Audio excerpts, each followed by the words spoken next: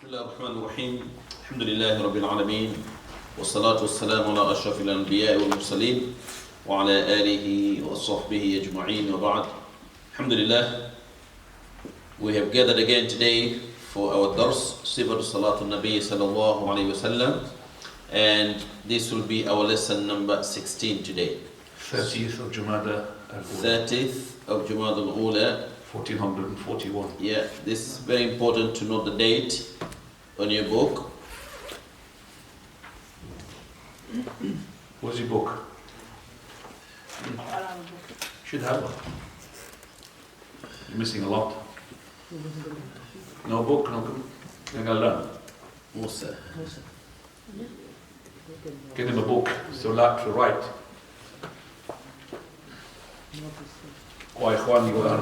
This is for those who don't have a book, you want to learn, no problem inshallah. For the students, you have to have a book. Like why do they have book of maths and book of physics? Bring one for They don't have book of religion. They have, mashallah, maths, they're very keen.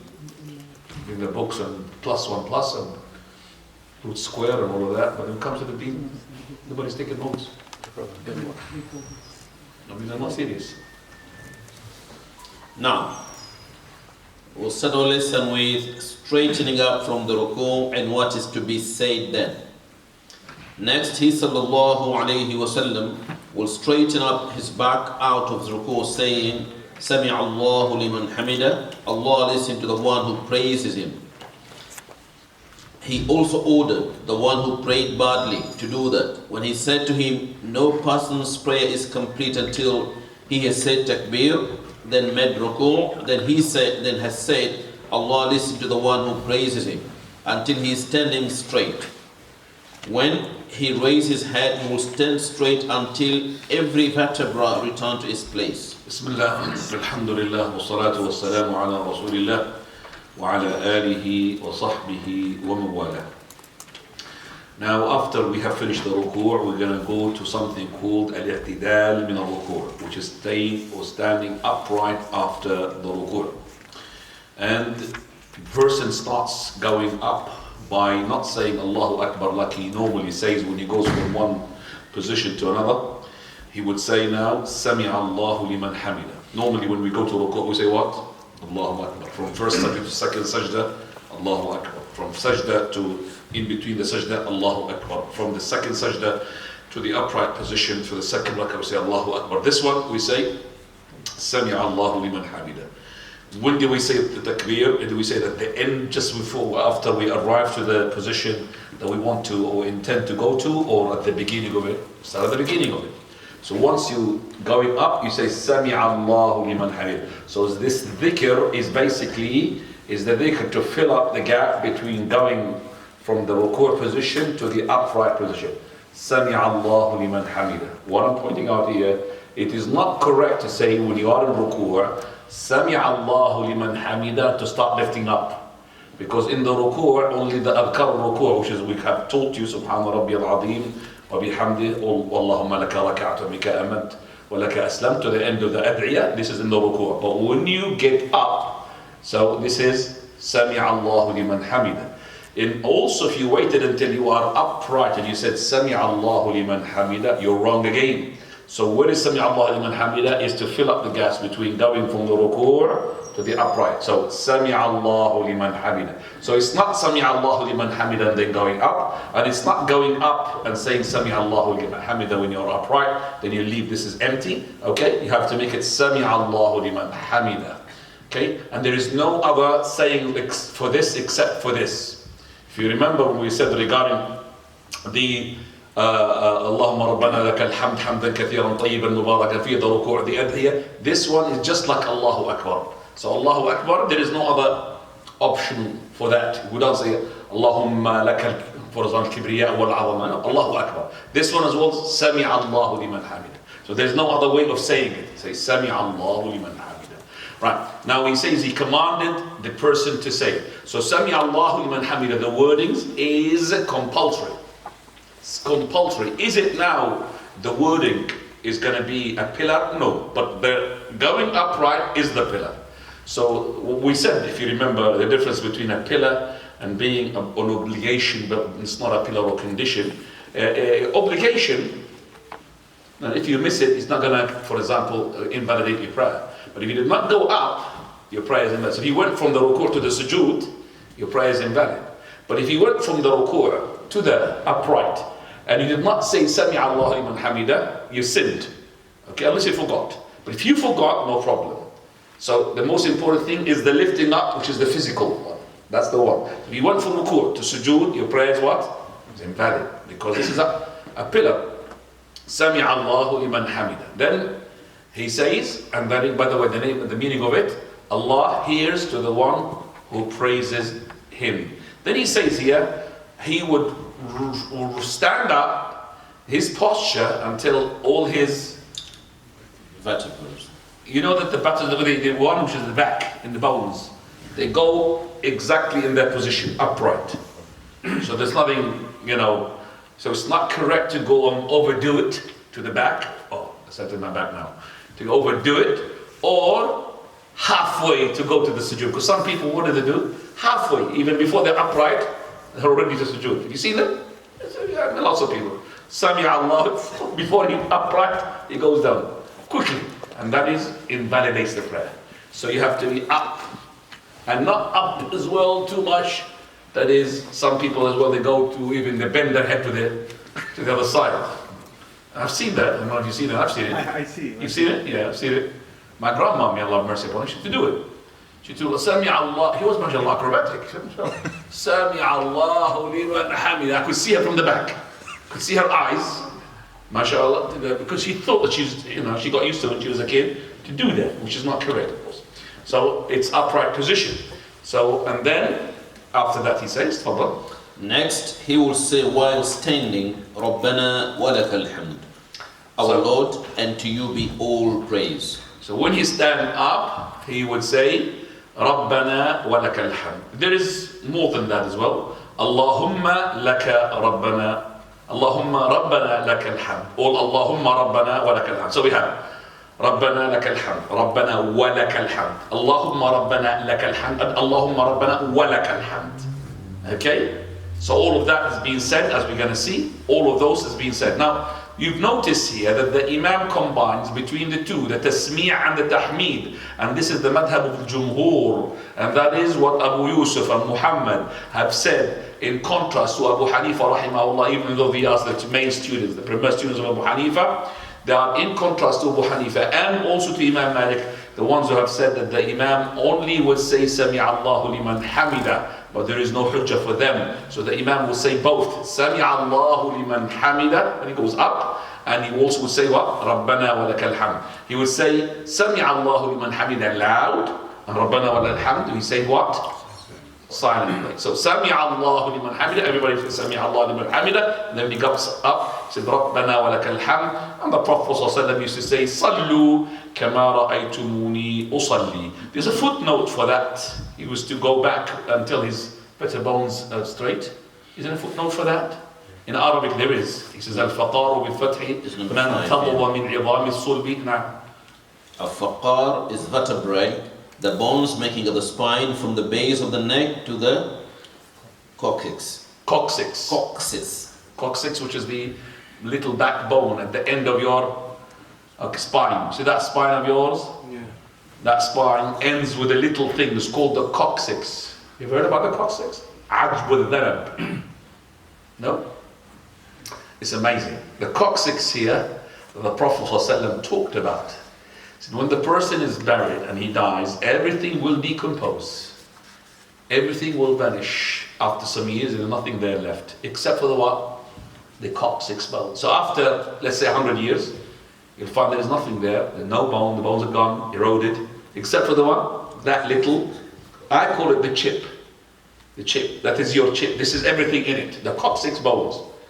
The Prophet ﷺ, he said, this is Adab. This is the one from which you're going to go back again after the graves are to be opened and everybody's going to come out. This one is your chip. It actually is being proved scientifically. It holds everything of you in that little thing.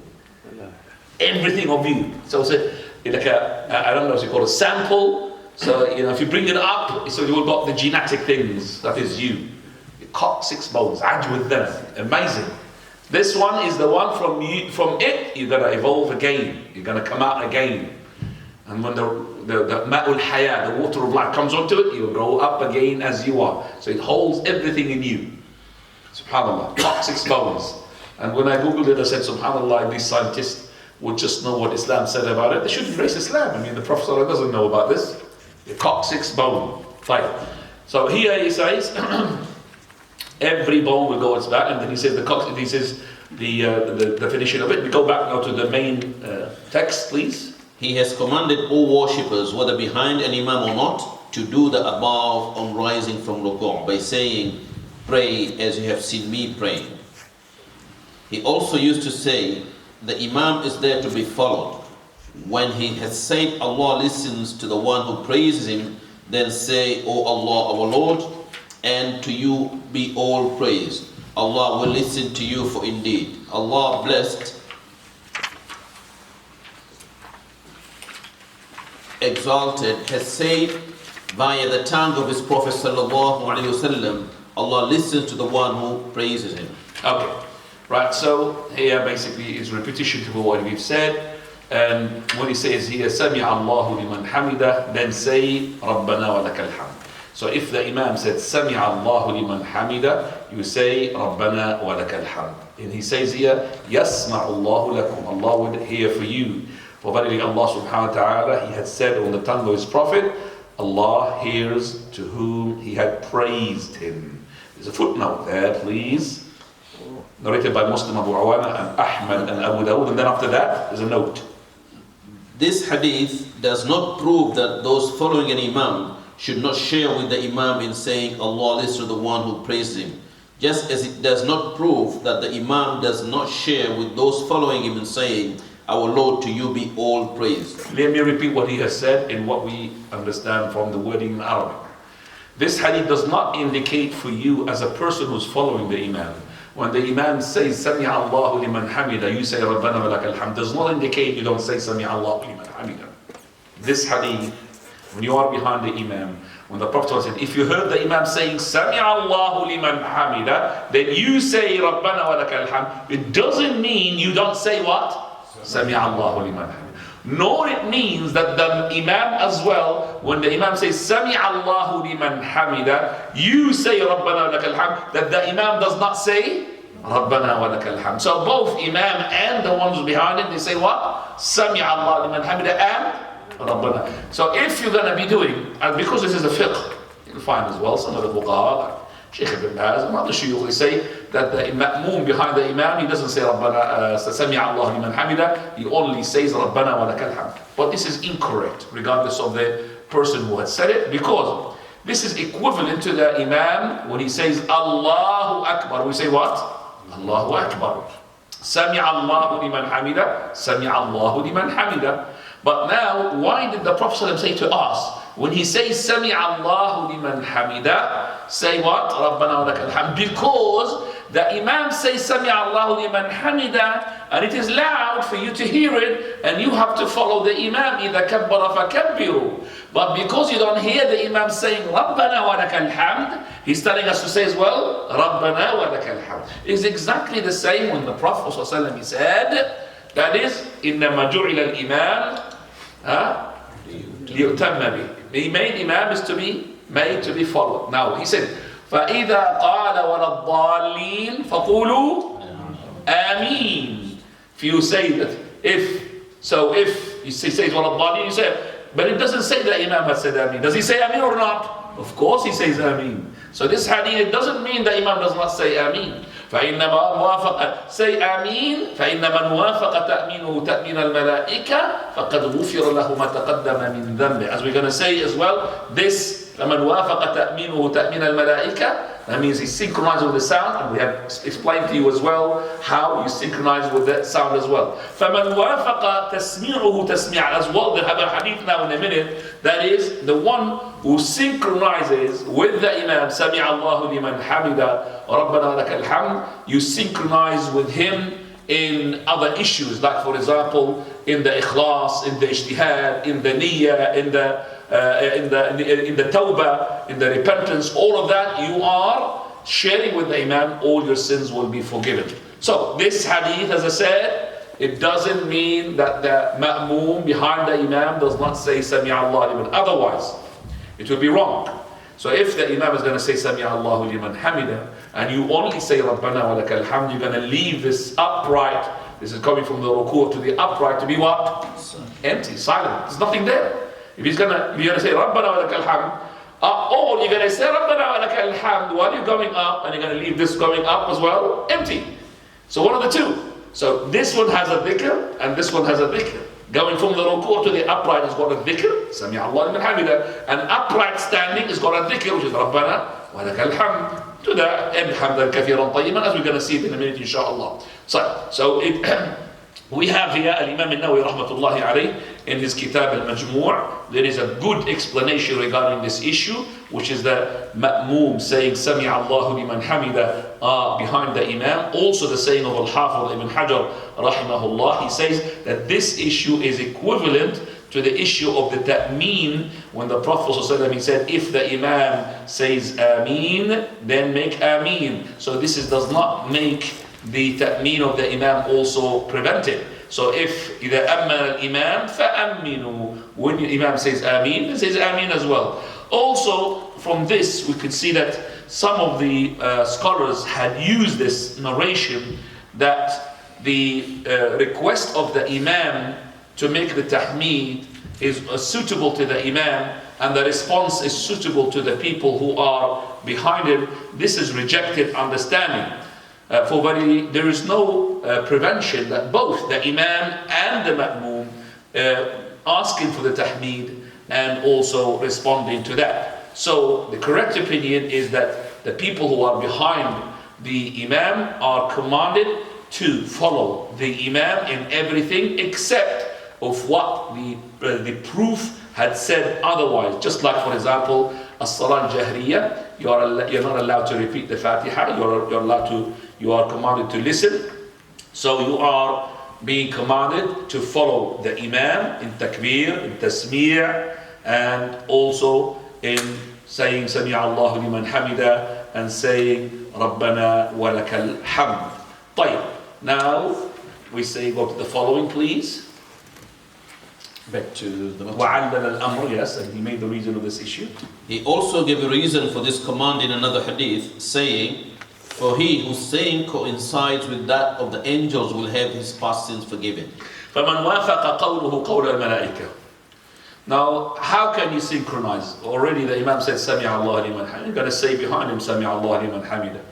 Here, مَنْ وَافَقَ قَوْلُهُ قَوْلَ الْمَلَائِكَةِ, that is, he had synchronized with the angels in terms of, as I said, in your sincerity, in your ijtihad, in your intention, which is the proper intention, in your correct repentance to Allah. If you do so, then all your previous sins will be forgiven, inshaAllah. This is what Ibn Abd al-Barr has said in his book At-Tanwir. And also the author of Al-Hawi, he said it is recommended for the Imam to say the tasmi' loud, so that he would make the people behind him that he is actually saying Sami Allahu liman hamida, and that he knows that he's going from the position of the ruku' to the position of the upright position. So just like he is saying the takbir loud, he would also say the tasmi' loud. And also it is recommended for him to say the tahmeed silently. Okay? So as for the person behind him, he would say both tasmi' and tahmeed to be silently, just like he said in the takbir as well. طيب. Now we're coming back to the following text. Fadl. He used to raise his hands. Just before we go as well, there's something just came to my mind, I want to clarify it, which is the issue of the muballigh, which is the person who is behind the Imam, in order for those people who are well behind cannot hear the Imam's takbir or tasmi'. We find, for example, in the Haram, as soon as the Imam says Sami Allahu liman hamid, what does that person say? Rabbana wa lakal hamd. And just to point that out, number one, the whole of this system is bid'ah, regardless of Sami Allahu liman hamid or Rabbana wa lakal hamd, because there is no need for that person. As I said, the Imam is talking to the same device which goes to the same speakers. I mean, the Imam's voice is reachable to everybody. So what is the point of repeating that except for that melody that person loves it? When he says Allahu Akbar, Rabbana lak, it's just like a same rhythm. It's like this is like a stamp stuck to the haram. As soon as you hear it, this is a haram. And I find it like this is a bid'ah is very hard to be uprooted. Which is that the scholars talked about it. There's no need for tabligh. Only the tabligh if the imam is what? By the way, tabligh is not jama'at tabligh. I'm talking about tabligh as in repeating the sound of the imam because his sound is not loud enough. Okay? Don't misunderstand me. So the tabligh here, it means muballigh. That is, he's actually echoing the sound of the imam because it's not audible to the people behind. But as I said, the imam is talking to a microphone which is linked to a wire, and that wire is linked to a device, and that device is linked to speakers. The same thing, that is the person who is saying the same takbirs of the imam is speaking to another microphone which is another wire but is connected to the same booster, that is the amplifier, and that amplifier goes to the same speaker. So what's the point of amplifying the voice? What's the point? And what is the correct opinion to say then? When the imam is saying Sami'a Allahu liman hamid, and there are other people who cannot hear, then that person who's in the middle or somewhere, he would say Sami'a Allahu liman hamida. He would repeat what? Just like he repeated the takbir, he would repeat what? Sami'a Allahu liman hamida. In this, I would like to document something that happened with me in the last, was it the last Hajj or the Hajj before? It could be 2 years ago, not this Hajj, not the last Hajj, the Hajj before. I had some students who come to my classes, and we have prayed our Salatul Maghrib wal Isha of Muzdalifah. We prayed them in Arafah because we couldn't get to Arafah in time, and it was getting to midnight, and we have to pray them before midnight. So we prayed the two Maghrib and Isha, and where? In Arafah. So we prayed them in the tent. And I said to the people, we are already now at the moment pushing towards the end of the time, which is the middle of the night, and we cannot postpone again to Muzdalifah, which we're supposed to pray it in Muzdalifah. But there's no harm to pray it in Arafah. There's a big harm if we delay it after its time. So we lined them up to pray, and because we are using no speaker, there was no speaker, everything's been taken, because everybody wants to go, and the company had wrapped up everything, there was no speaker. And we have now 2 tents, okay, full of people. Now my voice will not be able to reach. So I pointed one of my students, which is mashallah big, it's like a palm tree, mashallah, at the end of the tent, in order that he would amplify my voice to the sisters which are behind in the other tent. Okay? So I am now in my first rak'ah, I recited, that is Maghrib now, and I reached, and then I said Allahu Akbar for ruku', and then I said, Sami'a Allahu liman hamida. So that student, without telling him, he knows. He said, Sami'a Allahu liman hamida. Most of all of the tents, or most of the, I would say almost most of the people there said, Rabbana wa lakal hamd. They say like, you're wrong. Okay, Rabbana wa lakal hamd. Okay, second rak'ah. Now they thought maybe he's gonna now correct his position. I said, Sami'a Allahu liman hamida. He says what? Sami'a Allah. Rabbana wa lakal hamd. Allahu musta'an. Alhamdulillah, we finished the Maghrib without any fight. After the Maghrib was finished, before I started the Isha, I said, brothers, what you've been taught, it needs to be retaught. Okay? So for verily, I know that you've seen the haram and all of this, but this is not correct. The correct, what we believe, Wallahu ta'ala a'lam, Sami'a Allahu liman hamid. Now, if somebody is not convinced, and is convinced with other opinions, we have no problem with that. But I am the imam now. I am the head of the position. So if somebody else, who's an imam, who sees that is the correct opinion, that the muballigh, he says, Rabbana wa lakal hamd, instead of Sami'a Allah liman hamida, I have no problem with that. But I have problem because I am the imam. And the one who is repeating, even he's a revert, he was a revert to the deen, by the way. A revert to the religion. He is correct, and you are maybe Muslim from birth, and you've been brought up as a Muslim, we're wrong. They were really baffled. It's the first time they've heard this issue. They never heard this before. So he is correct. So alhamdulillah, the prayer of the Isha, none of them said anything. Sami'a Allahu liman hamida, he said Sami'a Allahu liman hamida, and other. So the person, if he doesn't really know something, always he will have a natural enmity, not to accept what he's listening to. Right, alhamdulillah, we finished this now. We're going to go to the following. He used to raise his hands when straightening up in the ways described under the opening takbir. تفضل. While standing, he will say, as previously mentioned, number one. Okay. Now, you know, by the way, this here, what the Malaika, when they said, he who synchronizes with the Malaika, sins will be forgiven. This makes you feel that you are upholding the dhikr of Allah. رَبَّنَا وَلَكَ الْحَمْدِ.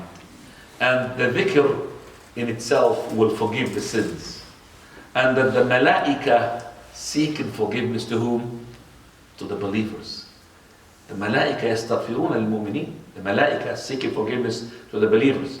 So when you synchronize with the angels, all your previous sins will be forgiven. So it means, number one, the dhikr, okay, has this quality of forgiving sins, and also that the angels are seeking forgiveness for the believers. Now let's go to the sayings that we could say in the upright position, apart from رَبَّنَا لَكَ الْحَمْدُ or رَبَّنَا وَلَكَ الْحَمْدُ or اللهم رَبَّنَا لَكَ الْحَمْدُ or اللهم رَبَّنَا وَلَكَ الْحَمْدُ. Let's see. First one, رَبَّنَا وَلَكَ الْحَمْدُ. No. And sometimes he says, number two, رَبَّنَا لَكَ الْحَمْدُ without the waw.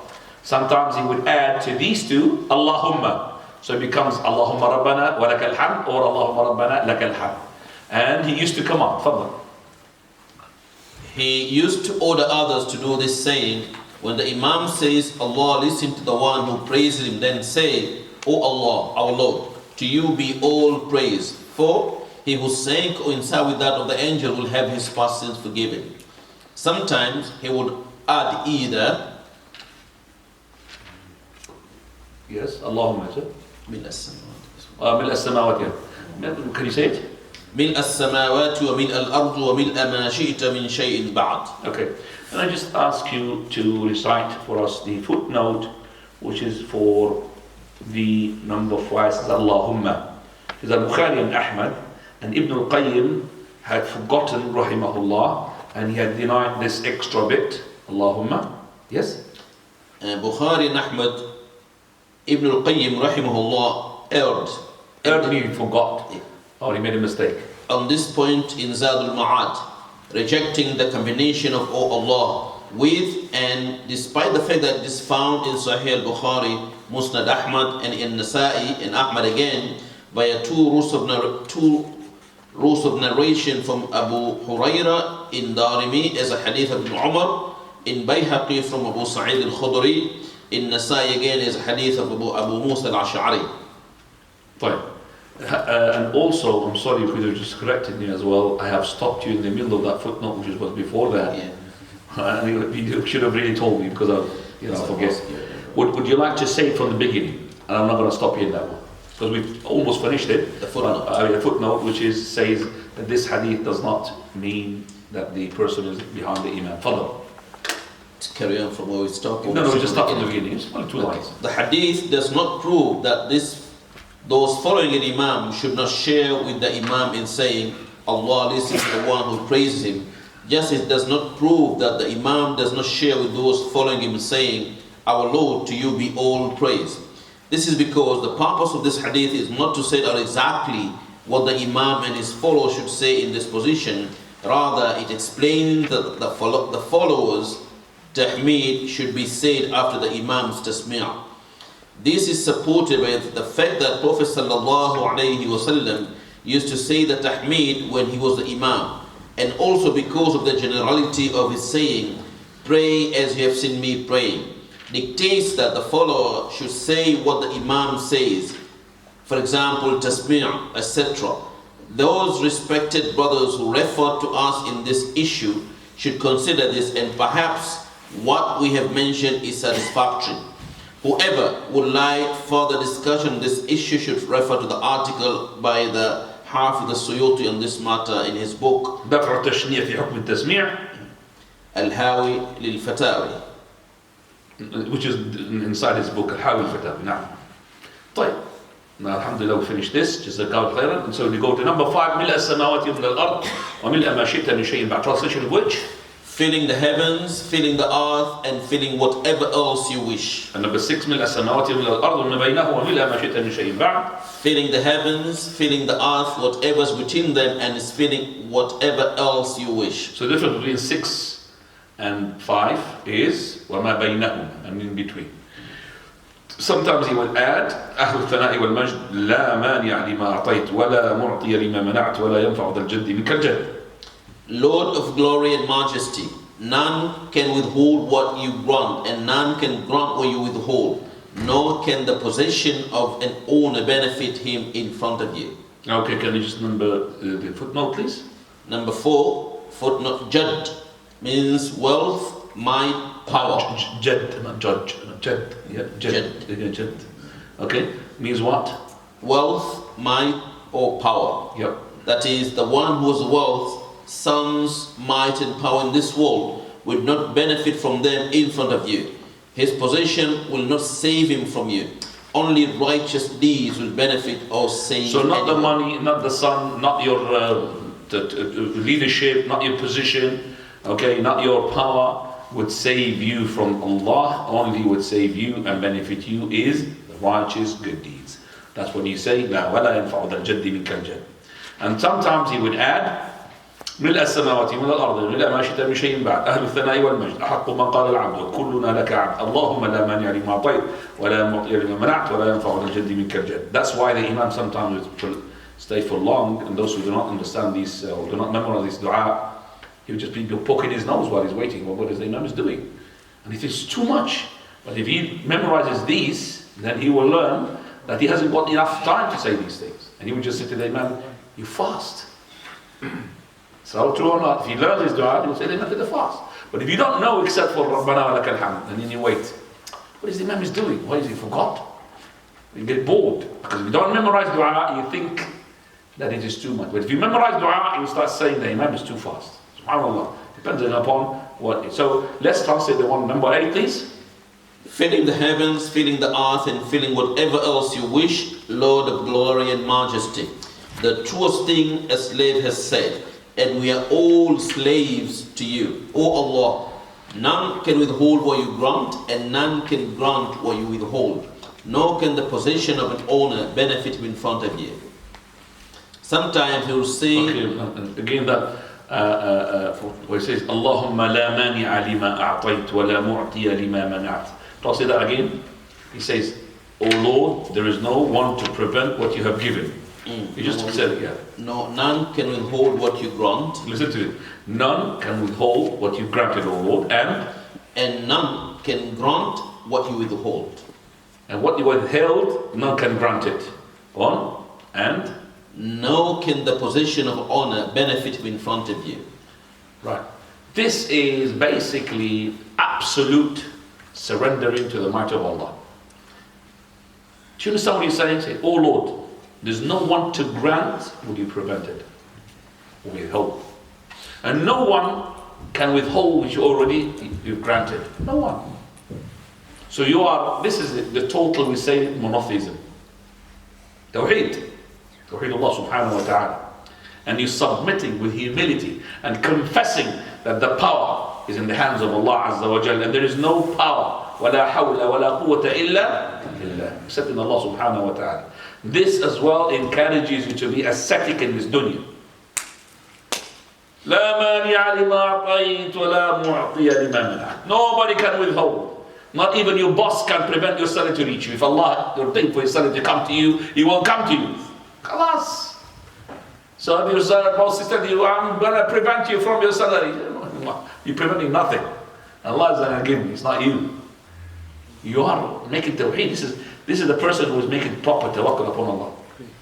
You will be ascetic regarding the dunya, and you will be coming towards the righteous good deeds with, mashallah, good heart. Can I ask the brother at the back, join us, akhi. You're sitting there vulnerable for the shaitan. Very vulnerable. Anybody, please fill up the gap. Don't sit just in the back. Wallahi, I mean, still you're shy. Still, come forward. Stick to the people, not just at the back. Follow. We have got no time left. Space here. تفضل. Number 9. لربي الحمد لربي الحمد لربي الحمد لربي الحمد لربي الحمد. تفضل.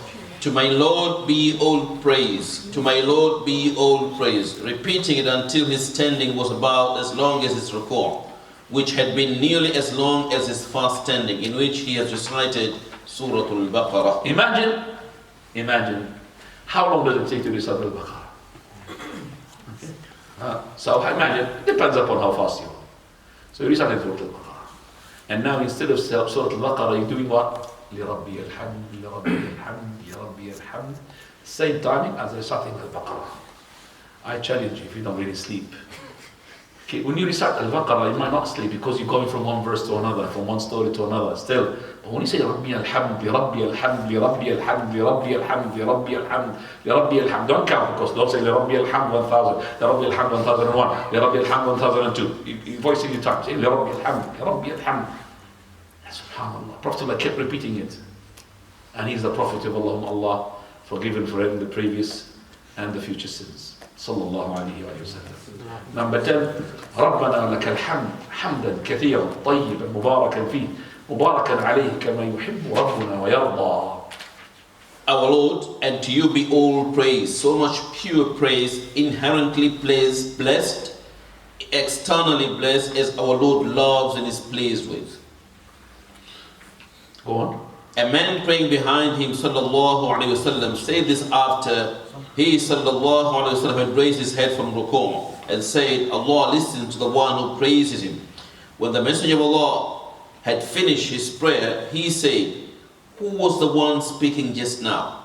The man said, it was I, O Messenger of Allah. So the Messenger of Allah, sallallahu alayhi wasallam, said, I saw over 30 angels hurrying to be the first one to write it down.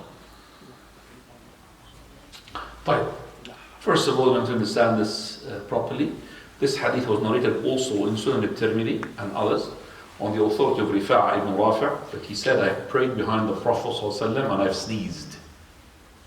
Then I said, Alhamdulillah hamdan kathiran tayyiban mubarakan fih mubarakan alayh kama yuhibbu rabbuna wa yarda. Prophet ﷺ had heard because Rifa'a was behind the Prophet ﷺ directly. And it looks like he was audible. So he said to him, who had said these words? He said, him. He said, me, Messenger of Allah. Prophet of Allah, he said, I have seen. That means only the Prophet of Allah had seen. Nobody else. I have seen 30 plus, bid'ah wa 30, that means over 30 angels. They're racing one another, competing with another, the angels. Which one of them is going to write it first? Write it what? On your record. Write it first. Hamdan kathiran tayyiban mubarakan. Now, here the Prophet of Allah approved that supplication. I may not come now after the death of the Prophet of Allah and invent one and I say, Allahi mashallah, I believe maybe hundreds of angels came and wrote what I've just said down. No, this would be a bid'ah. This is only the time of the Prophet sallallahu alaihi wasallam. If it was wrong, Prophet would have corrected that. Okay, so this man, he had said, حمدا كثيرا طيبا مباركا فيه مباركا عليه كما يحب ربنا ويرضى. طيب. So the longest dua is, and the shortest dua. The shortest dua, ربنا لك الحمد. That's the shortest one. When you are in a upright position. The longest one is the one that we have said, that is ربنا لك الحمد ملء السماوات وملء الأرض وما بينهما وملء ما شئت من شيء بعد أهل الثناء والمجد أحق ما قال العبد وكلنا لك عبد اللهم لا مانع لما أعطيت ولا معطي لما منعت ولا ينفع ذا الجد منك الجد. If you said that, خلاص, mashallah, the longest one. Now, can I mix them together all together? No. You cannot say that dua and then you add, for example, ربنا لك الحمد حمدا كثيرا طيبا مباركا فيه مباركا عليه كما يحب ربنا يرضى. It has to be one of the two.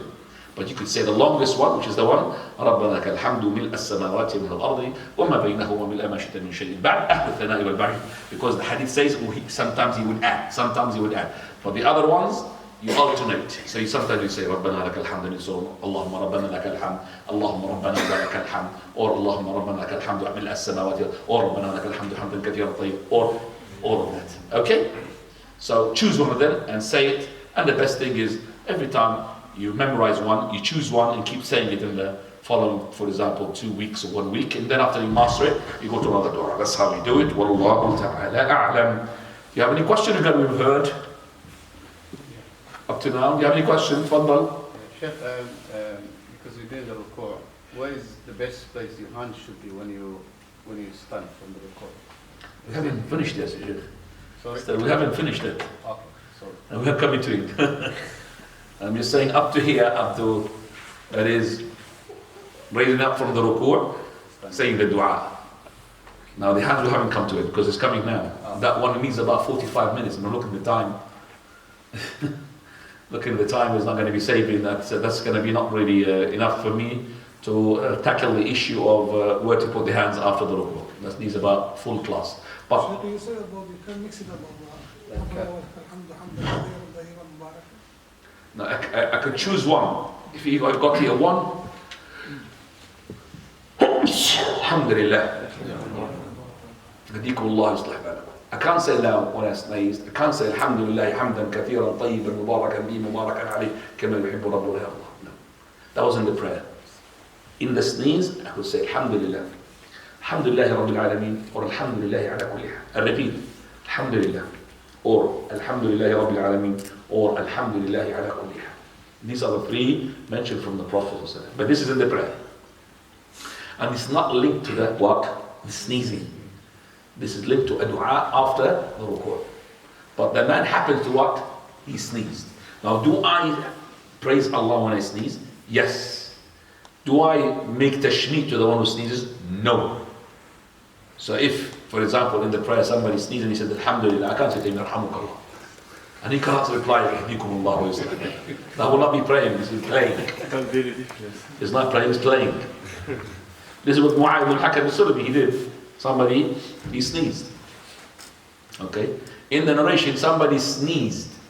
It doesn't say that he said Alhamdulillah. Remember, a person sneezed, but that person is just a newcomer to the deen. He's an autopilot. Means what? Anybody sneezes? Bless you. Like the English people, bless you. He comes from the kuffar, but it doesn't matter because these people, they worshippers of Allah, they are got Tawheed Rububiyyah. They are the only mushrikeen Tawheed Uluhiyyah. They know the Lord, Allah is the creator. So he came from the Tawheed al-Shirk al-Uluhiyyah to the Tawheed Rububiyyah to Tawheed Uluhiyyah. So he made Tawheed properly now. So when he came, as soon as somebody sneezed, he said, Yarhamukallah. To somebody sneezed. No, he didn't say Alhamdulillah, he said, Yarhamukallah. And that's when the companion looked at him. He said, may my mother lose me. Why are you looking at me? I imagine the president, may my mother lose me. Why are you looking at me? I mean, I wish I'm dead. Why are you looking at me? So he started to be like, quiet. So he went quiet. And then after the prayer, Prophet called him. When the Prophet called him, you know, that's when he said, I've never seen a teacher better before or after than the Prophet. He did not tell me off, he did not yell at me. He was coming scared. He only said to me, this prayer is not fit for the wordings or the chit chat of the people. You know, may my mother lose me, why are you looking at me, why are you staring at me? It's only tasbih, takbir, tahleel. This person, so he had learnt a big lesson from the Prophet ﷺ, and he saw some tolerance and forgiveness from the Prophet. He loved him so much that he made him ask him another fatwa, which makes the finishing of the hadith, and that's for you if you want me to continue. That's I'll continue regarding the hadith, but otherwise I think most of you know it. When somebody asks a question, wait until I finish the answer, because you are eager to ask and you're thinking about the question, but you're not paying attention to the answer. Fadal. Yeah. If the things happens when you recite some surah in the salah, and you have to carry on, but you have to say Alhamdulillah and then carry on. But, Sneezed, yeah. you have to say Alhamdulillah. So you have to stop reciting it and say Alhamdulillah and then carry on reciting it. It doesn't matter, we say Alhamdulillah. No. You have to say Alhamdulillah. It doesn't matter. You can't recite, for example, let's say you started Ayat al-Dayn in Surah Al-Baqarah. You can't just say I'm going to complete the verse, the whole page. No. It's going to be too much until you say Alhamdulillah. So you just, for example, Ana Rabbukum Hashu Al-A'la, and then you say Alhamdulillah. Do you understand? Because you just finished one word, that's no problem. But to finish Ayat al-Dayn, yeah, it's a long one. So we have to be as well realistic and sensible as well. So you say Alhamdulillah. Always. And this is the first word that Adam, our father, he had uttered. First word. First action was sneezing. And the second action was the wording. So the first word he said, Alhamdulillah. He praised Allah by the permission of Allah. First word, Alhamdulillah. So Allah, he said to him, Yarhamukallah. He did not say to him, Yahdikumullah wa islih balakum. Because Allah is talking to Allah. He can't say, oh Allah, may Allah rectify you. Yarhamukallah. So I said to Adam. And then he said to him to go to the angels and say to them, Assalamu alaikum. So the first lesson that Adam received, to say what? Assalamu alaikum. And the first thing that he learned after he said that word, wa alaikum assalam wa rahmatullah, from the angels. Right. Coming back to what we are on, now we're getting to the following title. And that is? Lengthening this standing and the obligation to be at ease in it. Now, He sallallahu alayhi wasallam used to make this standing about as long as his ruku'. As has been mentioned, in fact, he would stand for so long. Sometimes I would once say he has forgotten because of his standing for so long. subhanAllah. Prophet ﷺ, when he makes Sami'a Allahu liman hamida, and then he says, Rabbana wa lakal hamd, hamdan kathiran tayyiban mubarakan fi, or during the night, li rabbi alhamd, li rabbi alhamd, li rabbi alhamd, li rabbi alhamd, li rabbi alhamd. Okay? And that was all of it silent. So the person who is watching, he thinks like he's forgot to make sujood, he forgot he's in a prayer. Rabbi alhamd, li rabbi alhamd. And it's a long qiyam. Now, He used to instruct them to be at ease in it. Hence, he said to the one who prayed badly, next raise your head until you are standing straight, and every bone has taken its proper place. In another narration, when you rise, make your spine upright and raise your head until the bones return to their joints. go. I know there's a footnote, just continue. He also reminded him that no one's prayer is complete unless he does that. And he used to say, Allah, mighty and sublime, does not look at the prayer of the slave who does not make his backbone upright in between his bowings and prostrations. So that tells us ruku' is a pillar, and also going from the ruku' to the upright position is a pillar, and the upright is what? Is a pillar. So ruku' is a pillar, going from the ruku' to the upright is a pillar, and also staying upright with tranquility is a pillar. Tranquility here, that means you don't really go up. No, you have to settle a bit till the bones goes back. You're not doing it through the movements. You're going back. You have to what? Relax. Stop momentarily. That's i'tidal.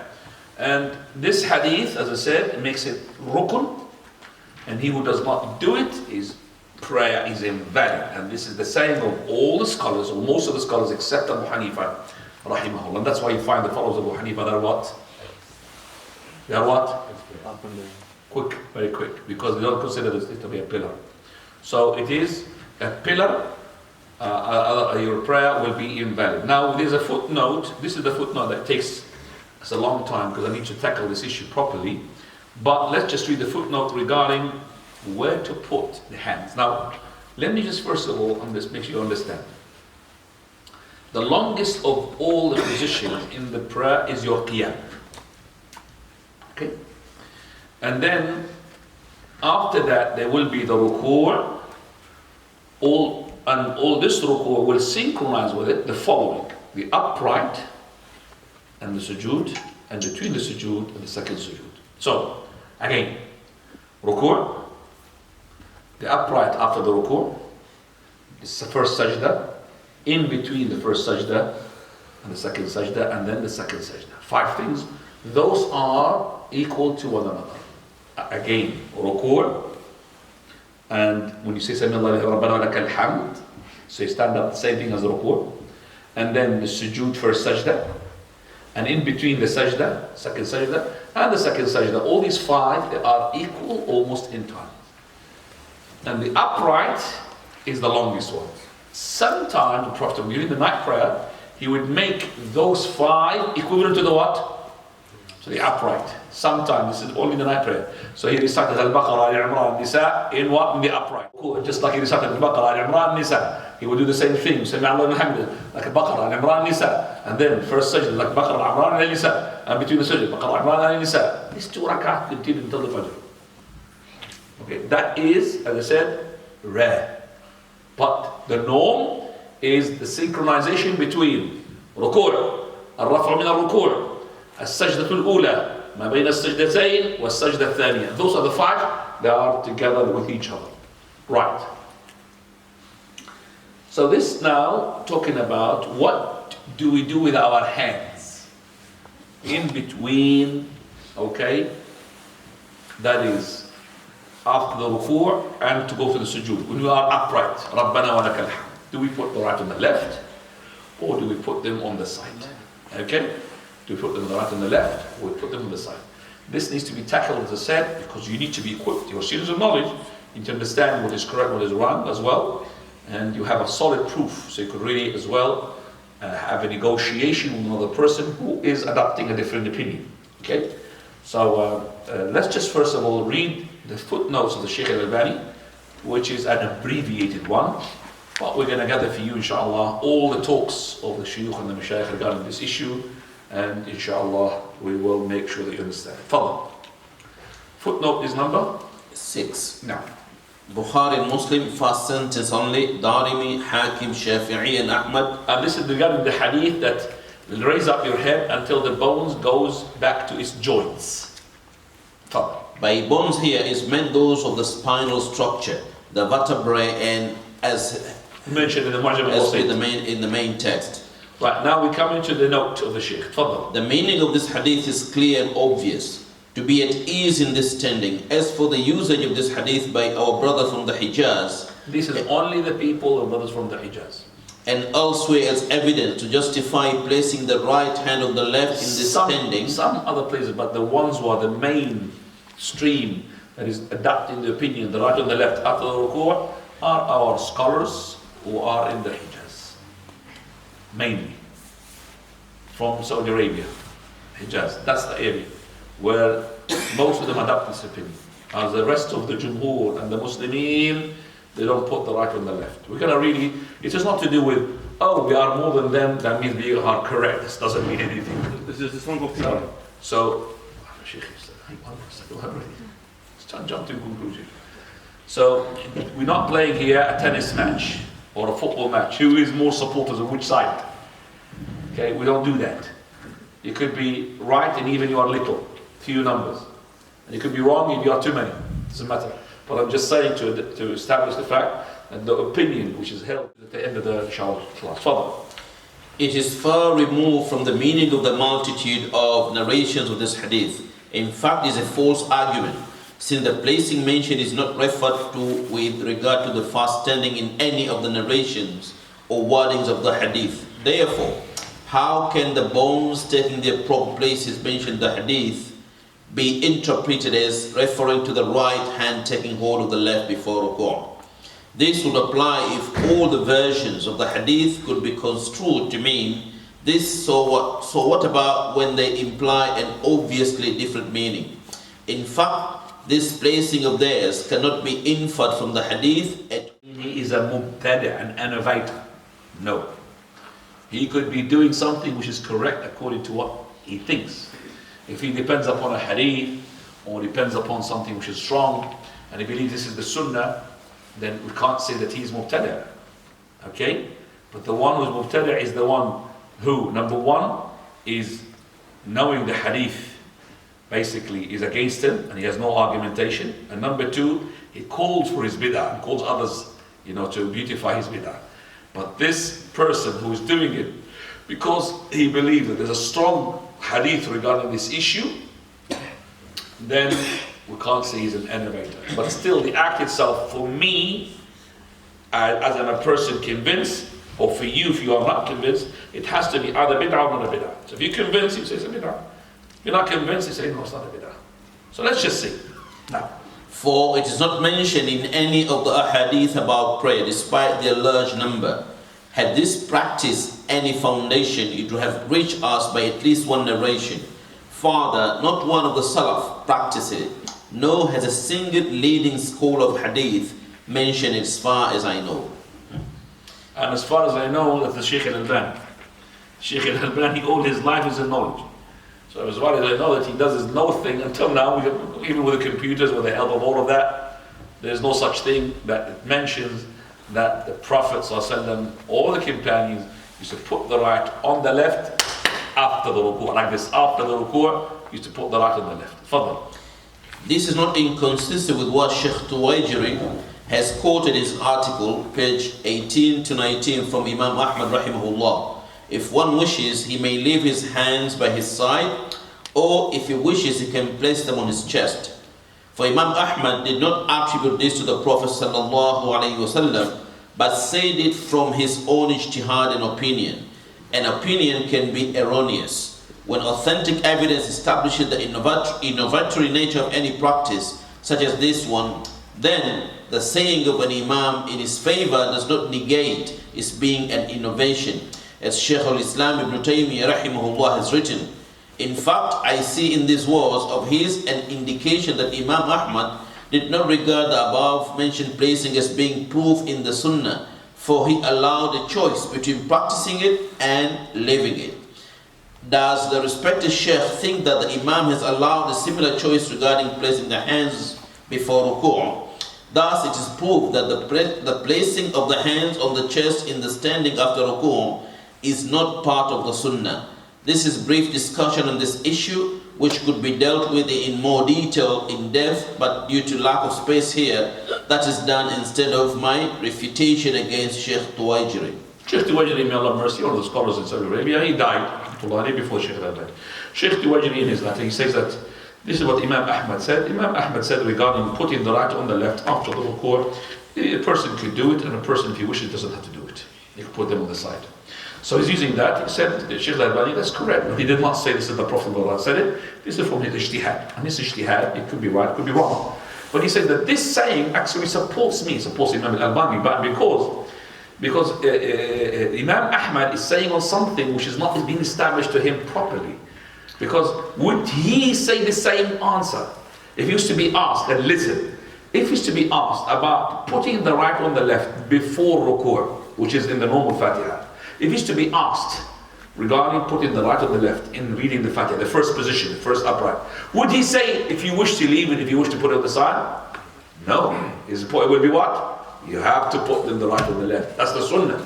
But because after the ruku' it hasn't been established for him which one is the strongest, that's why he said if you wish you could put it, if you wish to put it, which is a solid evidence. That is, it cannot be used by Shaykh Al-Tuwaijiri to say that it's correct. Imam Ahmad is not sure. And now we are sure because we've got lots of ahadith. All the ahadith have been revealed to us, okay, and narrated to us. So what make our shuyukh in Al-Hijaz, our shuyukh, we call them our shuyukh, Shaykh Ibn Uthaymeen, Shaykh Ibn Baz, and our shuyukh, what make them to say that this is the correct opinion to put the right on the left after the ruku'? They use an argumentation which I'm going to tackle it and to make you understand it properly. There's no doubt in your mind you will arrive to one conclusion, that this is not from the Sunnah. By the way, I've dealt with this in Masjid Luton. I just looked at my clips, video clip there, about 45 minutes. That's why I said it takes me about 45 minutes, because I need to go through all my papers here, which I have put them here, so to make you understand what is the correct position regarding putting the right on the left after the ruku'. Now, first of all, our imams, I'm going to ask them before I start. One imam, two imam, three imams, mashallah, more than the haram. Our three imams, any one of you put the right on the left of the ruku'? One. You? Yes. And what you? You put the right on the left? Sometimes. Sometimes. And you put the right on the left? Yes. Okay. Now, listen to me, everybody. Now, our imams, sometimes he doesn't, some he does. If any of the imams, this is just a quick snack, okay? If any one of our imams put the right on the left after the ruku', we must put the right on the left after the ruku'. Okay? So if they do it, we have to do it and follow the imam. Alright? So if we believe our imam, do you believe your imam is an elevator? I don't. I don't believe in an elevator. Do you believe, listen to me, do you believe that your imam is what he believes regarding putting the right and the left is to be correct? Again, do you believe that this Imam who's putting the right on the left, he himself believes that this is the correct opinion? You believe that or not? Yes, of course. Because if you believe that he's doing wrong, I'm not going to follow him. So he did it because he believes it's what? I'm happy to finish it. We're going to interrupt me on this. If you believe he's doing it right, then I have to follow him. Okay? Because if I believe that he's doing it wrong, I can't pray behind him. Otherwise, I cannot pray behind a Hanafi Imam or a Shafi'i Imam unless he is like my madhab. Come on. And I'll give you an example, and this is what we'll be discussing, inshallah. Give an example. Say that I am a person who is, okay, Hanafi. I saw my Imam, he's not a Hanafi. I'm a person who's a Hanafi. My Imam is not a Hanafi. And he just had some cupping. You know cupping? Cupping is the hijama. So the blood came out, and then he did not make wudu. And he doesn't have to make wudu anyway. But according to me, as a Hanafi, any blood comes out, and invalidates the what? The wudu. So if he leads me in the prayer, how can I pray behind him if I believe that his prayer is invalid? The only way to pray behind him, that I believe that he believes that his blood coming out of his head or whatever the place is, does not invalidate his wudu. Do you understand that? Because I believe that what he believes is correct. He believes is correct. And that's the meaning of the hadith of the Prophet ﷺ. إِذَا اجْتَهَدَ الْإِمَامِ فَأَصَابَ فَلَهُ أَجْرَانِ فَإِنْ أَخْطَأَ فَلَهُ أَجْرٌ. This is the hadith of the Prophet ﷺ, that if the Imam, the Mujtahid, the Qadi, if he makes ijtihad, if he's correct, 2 rewards. If he's incorrect, 1 reward. Then the Prophet said, يُصَلُّونَ بِكُمْ. They pray to you. فَإِنْ أَصَابُوا فَلَكُمْ وَلَهُمْ وَإِنْ أَخْطَأُوا فَعَلَيْهِمْ وَلَكُمْ. They pray for you. If they're correct, this is for both of you. If they are incorrect, it's always for you. MashaAllah, you are going getting the positive, and the negative goes to him. So I have to pray with him because I believe that he believes the blood coming out of his head does not invalidate his wudu. Because if I believe that he believes the wudu will be invalidated when the blood comes out, I can't pray behind him. I'll give you an example. Now, he came out of the toilet. Imam, what did you do in the toilet? He said, I passed wind. Did you make wudu? He said, I don't need to make wudu. Do I pray behind him? No way, sorry. What madhab is this? This is not Abu Hanifa, this is not Imam. There's no madhab like that. What did you do? I urinated. You didn't make wudu? No, I don't need to make wudu. I'm sorry, Baba, I'm not going to pray behind because my prayer will be invalid. So when the Prophet ﷺ, he said, يُصَلُّونَ بِكُمْ إِنَّمَا جُعِلَ الْإِمَامُ لِيُؤْتَمَّ بِهِ. When the Imam is being made to be followed, do you think he's just being followed only what? When he's right? No. Even if you believe that he's done something what? Wrong. Give you a proof for that? If he stood up from the second rak'ah, did not do tashahhud. Subhanallah! He did not. Continue standing up. And he can't come down because he hasn't really fully. Still, subhanallah. Somebody said, Ya akhi, tashahhud. Somebody just said, tashahhud. And he did not. And he thought he made tashahhud. He stood up. Do you follow him? You say, no, I'm going to follow him. Do you do that? You follow him. Even if you know that. But you believe that he does not believe he did a mistake. Do you understand the criteria? He believes that he thinks it's correct. So I'm going to pray with him. And that's how the companions followed the Prophet when he went up for the rak'ah without tashahhud. They followed him up when he made salutation from the Asr into rak'ah. With the Prophet ﷺ. When he made a 5th rak'ah, he made a 5th rak'ah with him. Because they believe the Prophet he believes he's doing right. Okay? That's how it is. Imagine our Imam did the 5th rak'ah. So we're going to do to him. Subhanallah, Subhanallah. Maybe somebody, Yakhi, al-rak'ah al-khamsa, yaq'ud. Imagine somebody, this is the 5th rak'ah, Imam, please sit down. He did not sit down. Do I follow him or leave him? Follow him. Because I believe that he's one. He thinks he's one in the 4th rak'ah. He thinks. Khalas, I follow him. That's how we are. So imagine now we come to the masjid. Our Imam, he does like this. So some of us live like this. Some of us do like that. Some of us do like this. Are we united, Ikhwani? We're not united. If our Imam does like this, some of us do like that. But if our Imam came and he did Alhamdulillah, Rabbil Alameen. This madhab I can't follow. Imam Sab, this is cannot be followed. This is, It's too much. it's too much. Extreme. This is, I can't find a trace for it. Fine, this is to bring the smile onto your faces. I think we're going to need to, yes, call it class, inshallah. Oh, you have a question? Yeah. Shaykh have a question here? You have a question? It's a question. Sheikh Mustafa Al-Adwa. عدوي العدوى مش كويس. عدوي هو يقول يعني بالنسبة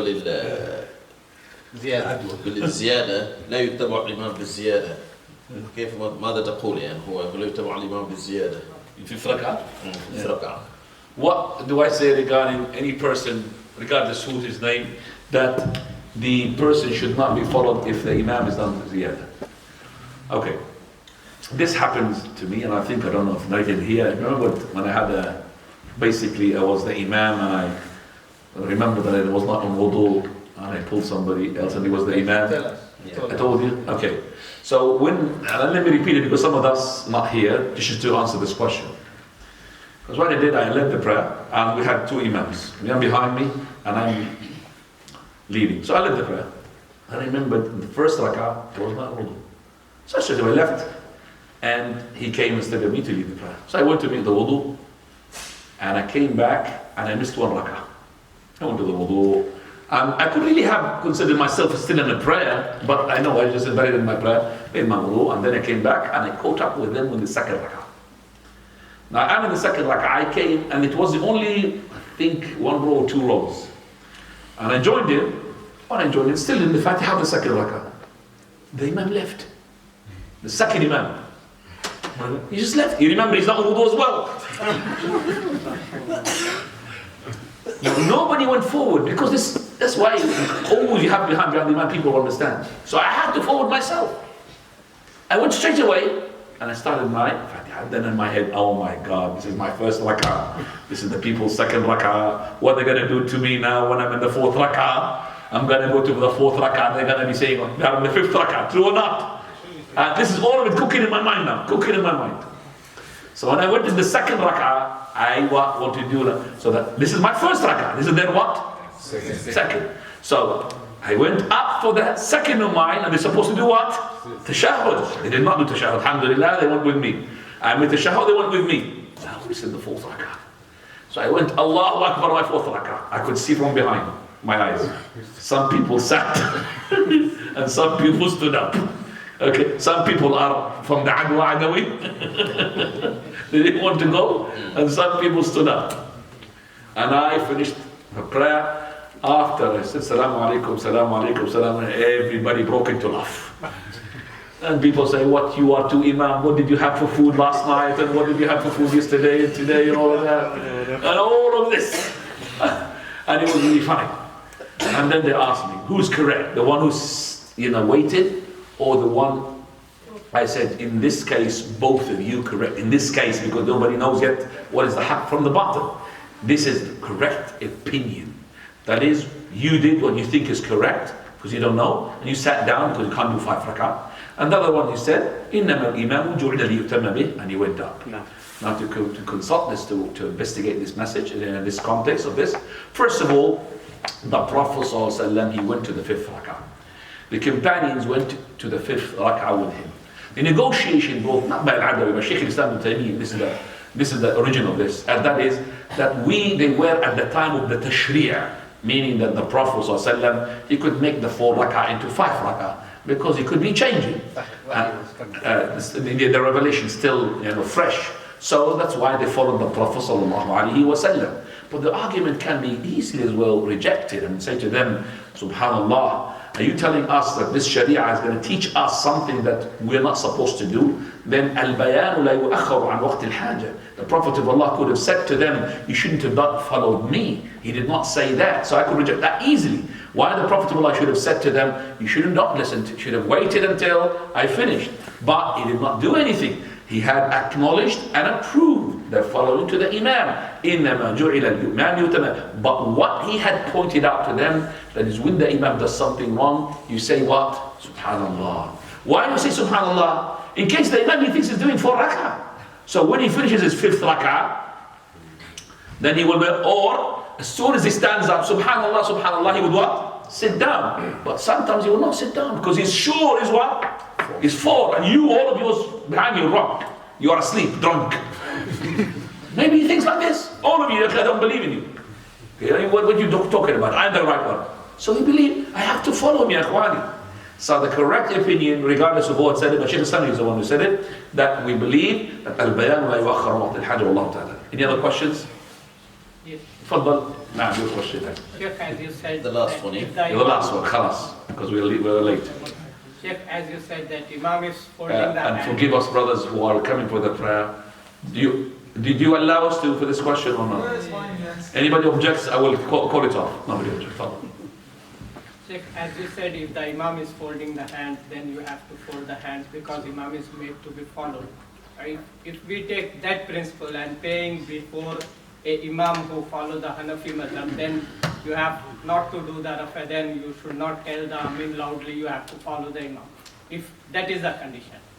Second part of the question. No, that's the question. What is the question? There's no question here. Let's just solve it. I'm saying if that argument we take, Imam made to be followed and we for the hands, then we Yeah, but brother, the question is not really beating up on the. I understood you. Okay, let me finish. No, but the question, because we have to. First of all, your argument is correct. Who's arguing with you back? No. What you're saying is correct. We have to follow the Imam. So imagine Abu Hanifa is leading me. I have to. I don't do Raf'a Yadayn. That's what I'm saying. So so this is correct. So your introduction is correct 100%. If the Imam is Abu Hanifa, wallahi I will do like Abu Hanifa.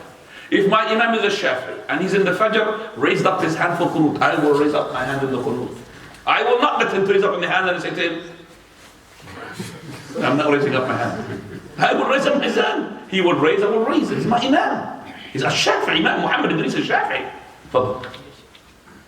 Here we are reading the book which is written by a Shaykh who is the scholar who refer all the ahadith, and after that he said this is a bid'ah. Then how can we not apply kullu bidatin zalala, kullu zalalatin finnar on this and saying the person, you can judge yourself and you follow the Imam, when the scholar who is known scholar is saying that this is bid'ah. And I will suggest to you, when you ask the question, people think that you are tense and nervous. I don't know. Take it in, relax. Drink milk. Calm me down. Drink milk. Drink milk. First of all, you see, we say, for example, that a person who is having blood is not going to invalidate his wudu, while the Hanafi say, if you bleed, you have to make wudu. We say that the person touched his wife, kissed his wife, he does not invalidate the wudu, where the Shafi'iyya, people of Shafi'iyya, they will say that his wife. So when I say that your opinion is wrong, I'm not saying that you are believing what you are doing is wrong. I believe you're wrong. So I believe that he believes what he's doing is correct with Allah Azza wa Jalla. Do you understand that? So when this Shaykh Al-Albaani says it's a bid'ah, Shaykh Al-Albaani, he prayed for 2 years in Al-Jami'ah Al-Islamiyah behind Imam Ibn Baz. And Shaykh Ibn Baz, he was the head of the university, and Shaykh Al-Albaani was a teacher in that university. For 2 years, Ibn Baz, he puts the right on the left. Shaykh Al-Albaani, he had this book already written, Bid'ah. So when the Shaykh Ibn Baz, Sami Allahu liman hamida, he says, Rabbana wa lakal hamd, he puts the what? Right. What does Shaykh Al-Albaani do? Put the right on the left. Because he has to follow. إِنَّمَا جُعِلَ. Because the Shaykh Al-Albaani believes that the Imam Ibn Baz, he is a scholar. He's a student of knowledge. He's not a blind follower. He believes what he had arrived to is correct. Because I do that, then I will follow him. Otherwise, see, the Prophet always said, إِنَّمَا جُعِلَ الْإِمَامُ لِيُؤْتَمَّ بِهِ. What is the Imam to be followed? What is it? What is it that you need to be followed? Everything that the Imam does, what you think he's doing is what? Correct. What he thinks. So if you believe that he thinks that this is correct, then you have to take it. As long as from the deen. So, Prophet of Allah took his shoes off. What did the companion do? He took his shoes off. Follow the Imam. When the Prophet of Allah finished, and he looked at the shoes, and all the shoes are off. What did he say to them? You naive companions, you do everything what I do. This, you know, this is not from the prayer. How will you take his shoes off on him? He didn't say that. He actually said, why did you take your shoes off? Messenger of Allah, we saw you taking your shoes off and we did the same. So what do you say? You stupid? No. Correct. Thumbs up. But I did this because Jibreel Islam told me that there is dirt in mine. So if you had the same thing, then take it off. So what you did is correct to follow the Imam. إِنَّمَا جُعِلَ الْإِمَامُ لِيُهْتَمَّ بِهِ. Otherwise, ya akhi, imagine somebody comes to the prayer and he sees the people. The Imam is sitting down, making tashahhud, and everybody's what? Up. Or everybody's down and the Imam is doing his fifth rak'ah on his own. This is the adaw. Imagine he's doing fifth rak'ah. SubhanAllah, we're not going to listen to you. We'll wait. Ya akhi, wallah, I don't understand. Where is the fiqh coming from? Where is the Imam to be followed? The Imam is to be followed in everything, not just in Allahu Akbar, Sami Allah liman hamida. I have to follow him. So this Imam, he went up for the fifth rak'ah. If he did, I believe that he thought when he's in the fourth rak'ah, and he believes we are all of us wrong. So I'll go with him and I do my, because Al-Prophet said, يُصَلُّونَ لَكُمْ أَوْ بِكُمْ فَإِنْ أَخْطَأُوا فَعَلَيْهِمْ وَلَكُمْ. So if they're mistaken, their mistake is not on me, it's in them. And I will always get the reward. Ya Ikhwani, this is very important. Otherwise, as I said, we're not going to be united. Each one will pray his own prayer. I'm not going to listen to you, akhi. So somebody, he was making the Shafi'i dua. You know what he did, that person? After the ruku, this Shafi'i Imam, in his dua, Allahumma dina fi man hadayt. You know what this person did? He sat down.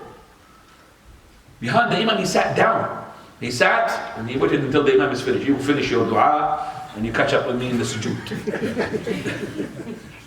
So the Imam becomes a ma'moom and the ma'moom becomes an Imam. I understand your logic, but we have to, but listen to me now. Not every Imam I could really follow him. If this Imam, I had a negotiation with him, and I saw him, he's not having any proofs whatsoever. He's only a person who's just for the money. Because they are employing me in the Masjid Hanafi, I have to do the Hanafi Salah. Then I'll not follow him, I will do the Haqq. Do you understand me? Because I want to teach the people what is the haqq. This person, he is like Abu Hanifa.